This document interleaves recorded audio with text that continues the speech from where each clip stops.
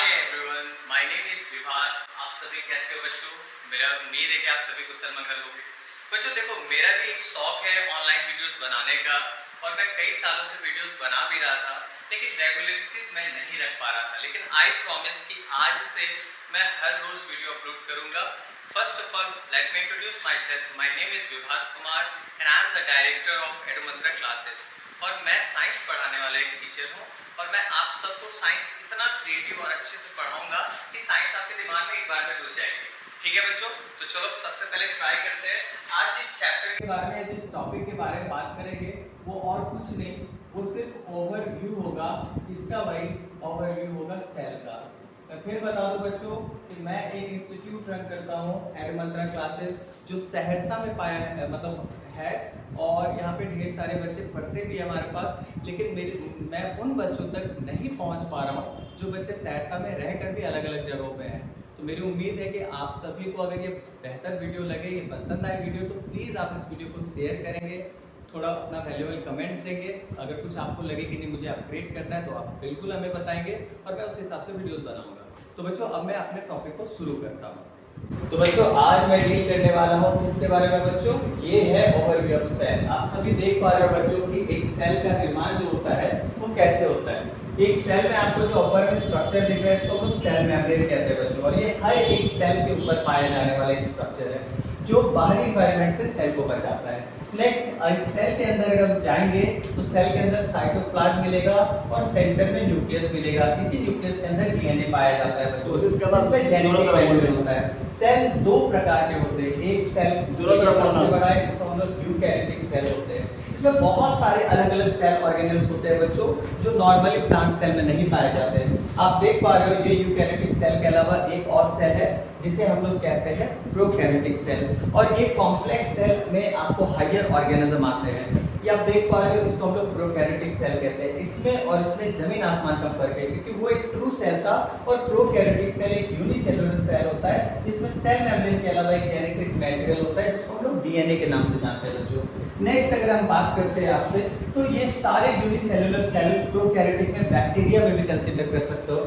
Next बात करते हैं व्हाट इज ऑर्गेनेल। बच्चों आपको पता होना चाहिए कि ऑर्गेनेल का मतलब होता है लिटिल रूम, और लिटिल रूम मतलब लिटिल ऑर्गेन, और लिटिल ऑर्गेन मतलब छोटे छोटे अंग। हर एक अंग का, हर एक लिटिल ऑर्गेनेल का बहुत ज्यादा मेन इंपॉर्टेंट फंक्शंस होता है। आप देख पा रहे हो ये एक न्यूक्लियस है, और इस न्यूक्लियस के सेंटर में अगर हम जाएंगे अंदर में, तो इस न्यूक्लियस के अंदर में आप देखोगे इसको हम लोग डीएनए बोलते हैं, जो क्रोमैटिन नेटवर्क के रूप में न्यूक्लियस के अंदर पाया जाता है। नेक्स्ट बात करो बच्चों, तो यही जो स्पिंडल फाइबर में क्रोमैटिन नेटवर्क है, जब सेल को डिवाइड करना होता है तो ये न्यूक्लियर मेम्ब्रेन के अंदर ये क्रोमैटिन नेटवर्क है, और जब सेल को डिवाइड करना होता है तो ये सारे स्ट्रक्चर थ्रेड वाले क्रोमैटिन कंडेंस होकर क्रोमोसोम बना देते हैं, और फिर इसके साथ ही डिवीजन का प्रोसेस होता है। ये सारे स्ट्रैंडेड फाइबर एक सर्कुलर चीज से जुड़े होते हैं जिसे हम लोग न्यूक्लियस का नाम देते हैं, जो सेल के न्यूक्लियस के अंदर ही पाया जाता है। इस न्यूक्लियस के कारण बहुत सारे प्रोटीन का फॉर्मेशन होता है, और ये प्रोटीन जो है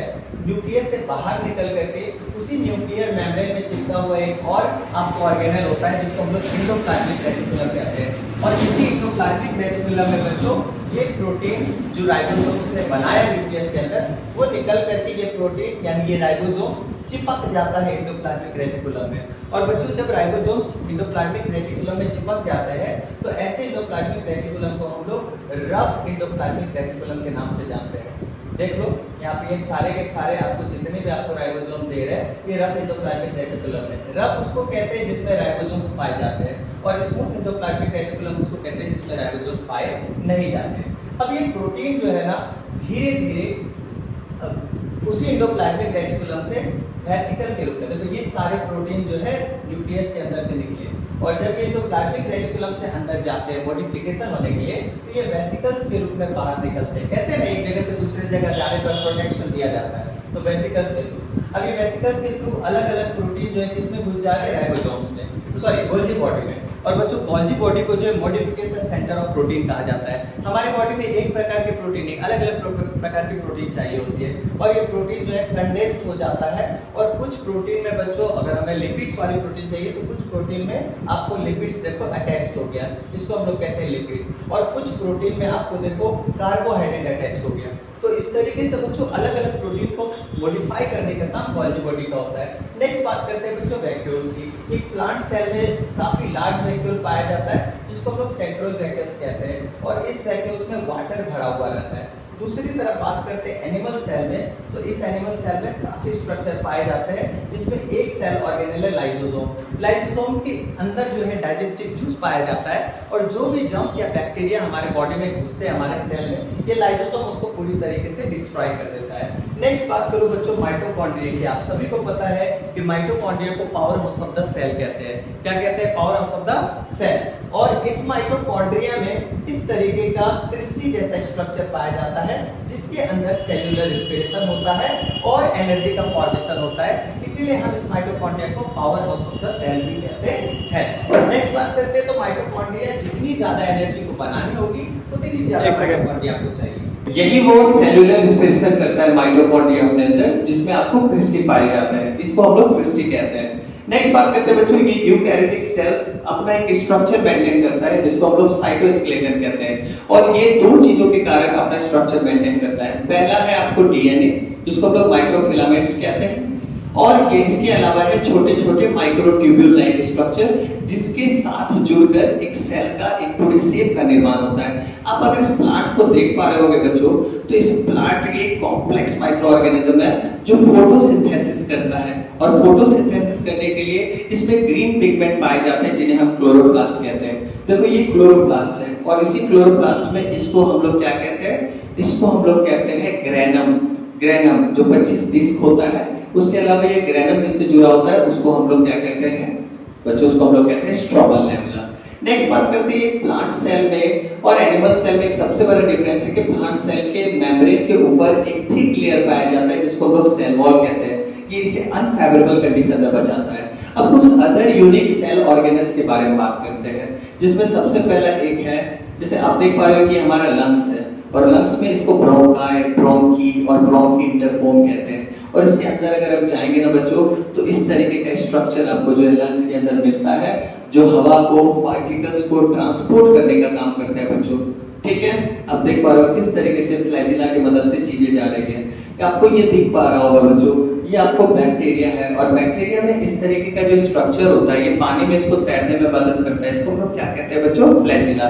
ये भी एक सेल वाला जीव है, इसमें सीलिया और फ्लैजिला होता है। ये दूसरा टाइप का एक सेल है जिसको स्पर्म सेल कहते हैं। इसी से बच्चों हमारा यानी हम जैसे इंसानों का जन्म होता है। तो अलग अलग टाइप के सेल होते हैं। अगर हम बात करें बच्चों यूकैरियोटिक सेल्स क्या है, तो प्लांट और एनिमल सेल्स में आपको न्यूक्लियस, मेम्ब्रेन इनक्लोज ऑर्गेनेल पाए जाते हैं जो यूकैरियोटिक में मेनली होते हैं, और प्रोकैरियोटिक सेल एक सेल वाले जीव को कहते हैं बच्चों जिसमें एक भी न्यूक्लियस नहीं होता, इसमें केवल जेनेटिक मटेरियल पाया जाता है, इसलिए प्रोकैरियोटिक सेल्स को ट्रू सेल भी नहीं कहते। नेक्स्ट बात करते हैं तो सारे सेल में सेल मेम्ब्रेन पाए जाते हैं, साइटोप्लाज्म पाए जाते हैं और जेनेटिक मटेरियल। तीन इंपॉर्टेंट चीज जो एक सेल को सेल बनाती है। Both plant and animal cells have mitochondria, क्योंकि बच्चों माइटोकॉन्ड्रिया होना बहुत जरूरी है जिसमें पावर हाउस यानी एनर्जी का फॉर्मेशन होता है। नेक्स्ट बात करते हैं बच्चों न्यूक्लियस। बहुत सारे वेस्ट पार्टिकल्स होते हैं, है ना? न्यूक्लियस यानी मेडिकल मीडिया।